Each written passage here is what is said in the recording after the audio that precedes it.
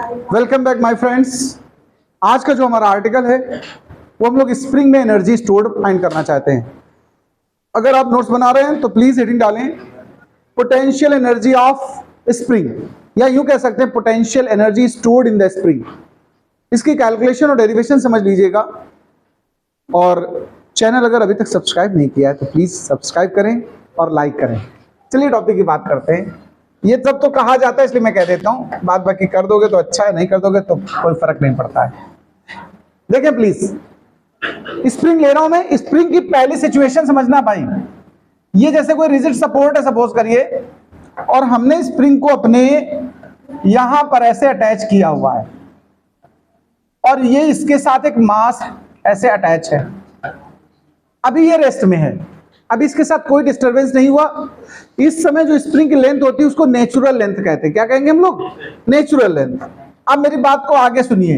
यही स्प्रिंग दोबारा से मैं बना रहा हूं। बस यहां पर बनाते समय हमें ये देखना है कि थोड़ा इसको स्ट्रेच कर दिया मैंने, स्ट्रेच कर दिया। स्ट्रेच करके इसकी नई पोजीशन पर ले गए हम, इस जगह पर। This is the new position. ये जो न्यू पोजीशन है, ध्यान देना प्लीज, ये न्यू पोजीशन हो गई स्प्रिंग की। इसका पुरानी पोजीशन से अगर हम लोग मेजरमेंट करें तो अप्रोक्सीमेटली जो डिस्टरबेंस किया मैंने या डिस्प्लेसमेंट किया वो कितना है? x है। अब अगर आप ऐसे स्ट्रेच करके, खींच करके इसको छोड़ देंगे ना, तो ये बैक होगी कि नहीं होगी? बताओ भाई। बैक हो करके देखिए क्या सिचुएशन आएगी। जब भी स्प्रिंग के साथ ऐसा किया जाएगा तो सेम कंडीशन ऑब्टेन होगी। ये अंदर की तरफ आ जाएगी और ये मास हमारा कहीं यहां इन्वर्ट आ चुका होगा। अगर ये सेपरेशन भी हम कैलकुलेट कर लें, ये डिस्टेंस जो इन्वर्ट आया इसको भी हम फाइंड करें तो ये भी x ही होगी। जितना आप आगे खींचेंगे, ध्यान रखें स्प्रिंग को उधर को, उतना ही बैक पुश ऐसे से SHM होता है इसमें, इस सिचुएशन पे।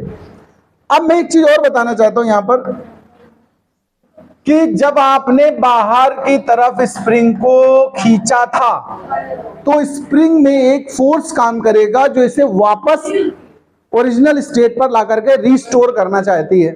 इस फोर्स को हम बोलते हैं रिस्टोरिंग फोर्स। क्या बोलते हैं? Restoring force. और जब ये इन्वर्ट हो जाएगा तो यही फोर्स बाहर की तरफ काम करने लगेगा। देखिए हमेशा ध्यान रखना, जो रिस्टोरिंग फोर्स है ये ऑब्जेक्ट को इसकी इनिशियल पोजीशन जो पहले थी शुरुआत में नेचुरल लेंथ के समय, वहां ला करके रिस्टोर करना चाहता है। मैं आपको इंफॉर्मेशन के लिए यहां बता दूं, F का नाम है रिस्टोरिंग फोर्स। क्या नाम है इसका? Restoring force. ये काम करेगा। अब इस आर्टिकल को आगे बढ़ाते हैं। देखिए द रिस्टोरिंग फोर्स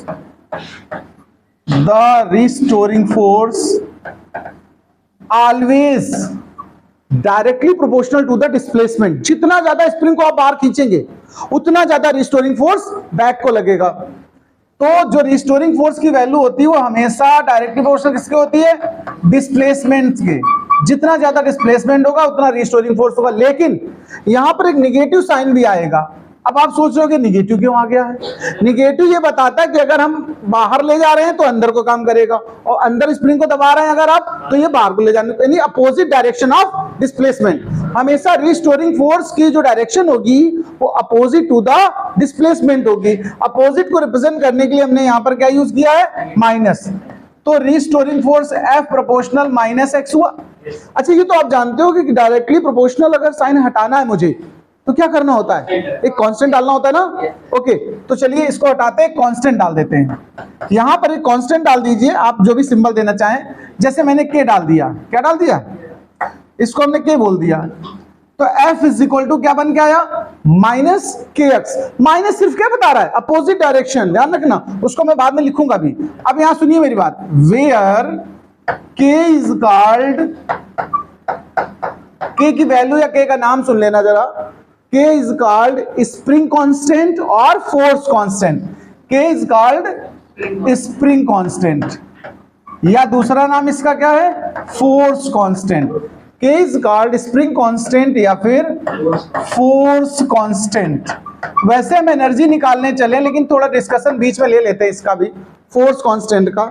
जरा देखिए, स्प्रिंग कांस्टेंट या फोर्स कांस्टेंट के लिए अगर हम लोग यूनिट डायमेंशन बनाना चाहें तो देखना, यूनिट ऑफ के हम पता करते हैं।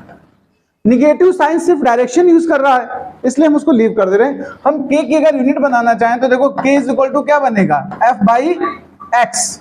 तो यूनिट क्या बनेगी जरा बताओ मुझे, न्यूटन पर मीटर बनेगी कि नहीं बनेगी, बताओ भाई साहब। तो डायमेंशनल फॉर्मूला अगर k का बनाने का मन है तुम्हारा, तो फिर न्यूटन का डायमेंशनल फॉर्मूला क्या होता है, mLT/2 होता है कि नहीं होता बताओ, और मीटर का L। तो इसका डायमेंशनल फॉर्मूला क्या बना, mt-2। क्या हुआ, mt-2। इतना तुम लोग तैयार कर सकते हो कि नहीं बताओ। यही डायमेंशनल फॉर्मूला सरफेस टेंशन का भी होता है। किसका होता है, जब सरफेस टेंशन डिस्कस करेंगे तो ये आएगा। खैर अब हम आगे बढ़ते हैं, हम लोग एनर्जी निकालना चाहते हैं। अच्छा इतना नोट कर लो, फिर आगे बढ़ाते हैं। तो हम potential energy stored in the spring, जैसे स्प्रिंग को खींचा आपने, उसमें कितनी पोटेंशियल एनर्जी स्टोर हुई, अगर ऐसा कभी कैलकुलेशन आए या न्यूमेरिकल प्रॉब्लम आए तो कैसे करेंगे वो हम सिखाने वाले हैं। यानी यही टॉपिक आगे डिस्कशन में बढ़ रहा है। इसको हम अगर चाहे तो आप एक नाम भी डाल सकते हो, ऊपर हेडिंग तो शायद पढ़ी है ना, potential energy stored in the spring. Okay, तो अब पोटेंशियल एनर्जी कैलकुलेशन स्टार्ट हो रही, ध्यान देना प्लीज। हम लोग को पोटेंशियल एनर्जी निकालनी है और हमने स्प्रिंग को खींच करके एक वर्क डन किया हुआ है कि नहीं बताओ। तो अगर हमने डिस्प्लेसमेंट किया है तो वर्क डन का फार्मूला क्या होता है, अच्छा बताओ। वर्क इज इक्वल टू क्या होता है, फोर्स इनटू डिस्प्लेसमेंट होता है। अच्छा ठीक है, बहुत बढ़िया। हम डिफरेंशिएशन इंटीग्रेशन कॉन्सेप्ट की तरह यूज करेंगे, इसलिए वर्क डन को एक स्मॉल एलिमेंट में ले लिया, छोटा पार्ट ले लिया। तो वर्क डन का पार्ट हमने क्या लिया, DW, डिफरेंशियल ऑपरेटर के फॉर्म में। फोर्स को F लिख दीजिए और डिस्प्लेसमेंट भी स्मॉल ले लीजिए थोड़ा सा। जब छोटा सा पार्ट लेते हैं डिफरेंशिएशन में तो D लगा लेते हैं, क्या लगा लेते हैं। तो वर्क डन हो गया DW, फोर्स, और डिस्प्लेसमेंट कितना हो गया, DX। अगर हम टोटल वर्क निकालेंगे कभी तो हमें इंटीग्रेशन करना पड़ता है, क्या करना पड़ता है। तो टोटल वर्क डन कैलकुलेट करने के लिए हम इंटीग्रेशन करेंगे। इधर DW का जब भी इंटीग्रेशन करोगे, चाहे DW का करो, चाहे DX का करो, चाहे DY का करो, हमेशा वो W या Y या ऐसे हो जाएगा। तो फिलहाल इसका W हो गया। यहां इंटीग्रेशन में ध्यान देना, इनिशियली हमने जहां से डिस्प्लेसमेंट लिया है, देखो हमने लेट कर लिया कि ये पोजीशन x0 है और आपने कितना डिस्प्लेस करा दिया, देखो टोटल डिस्प्लेसमेंट कितना है, देखो आप x है। तो जो इनिशियल लिमिट है या लोअर लिमिट है वो 0 हो गई, और कहां तक ले गए आप, x तक डिस्प्लेसमेंट कर दिया है। तो फॉर्मूला बन गया f dx। इस तरीके से लिमिट यूज कर दी। इस आर्टिकल को अच्छे समझना। फोर्स का फॉर्मूला अभी पीछे स्प्रिंग वाले में सिखा दिया मैंने, -kx सिखाया। वैसे माइनस क्या बता रहा होता पता है, कि रिस्टोरिंग फोर्स की डायरेक्शन डिस्प्लेसमेंट के अपोजिट होती है। क्लियर बात, ये माइनस केवल अपोजिट डायरेक्शन को शो कर रहा है। तो मैं इसको प्लस फॉर्म में यहां पर यूज करूंगा इंटीग्रेशन के समय। तो 0 to x और f को हमने क्या लिख दिया, kx। क्या लिख दिया है, kx। केवल इसकी मैग्नीट्यूड को लिया मैंने। अब अच्छा एक बात बताओ, इंटीग्रेशन करने जा रहा हूं मैं। इंटीग्रेशन करते समय हम लोग करेंगे k को बाहर, 0 से x dx। इंटीग्रेशन का फॉर्मूला अगर तुम्हें लर्न नहीं है तो मैं लिख दे रहा हूं भाई जी। यहां पर मैं इंटीग्रेशन का फॉर्मूला लिख देता हूं, x to the power n dx का जो रिजल्ट होता है वो x to the power n+1 by n+1। सुना होगा आप लोगों ने ये। तो इसी के अकॉर्डिंग अगर हम आपसे पूछें x dx, तो एक्चुअल में x की पावर 1 लेट करोगे कि नहीं करोगे बताओ। और 1 पावर इंप्रूव करनी है उसमें, तो कितनी होगी पावर टोटल, 2। तो x²/2 बना इसका। तो यहां इंटीग्रेशन देखिए क्या बनने वाला है वर्क डन का, कि x का इंटीग्रेशन क्या होता है, x²/2, और 0 से लेकर x तक की लिमिट है। पहले अपर लिमिट लगाते हैं फिर लोअर लिमिट। तो देखो k पहले अपर लिमिट, x को x से रिप्लेस करोगे तो कोई फर्क पड़ा क्या, नहीं। फिर x को किससे रिप्लेस करना है, 0 से। तो ये 0²/2 हो गया, तो 0 तो कुल मिला 0 हो जाएगा ना। तो ये देखो k × x²/2 आया। या इसी को थोड़ा और अच्छे फॉर्मेट में लिखना चाहो तो ½ kx² लिख सकते हो कि नहीं बताओ। दिस वर्क, यही जो वर्क डन हुआ है, this work is stored in form of potential energy. This work is stored in form of potential energy in the spring.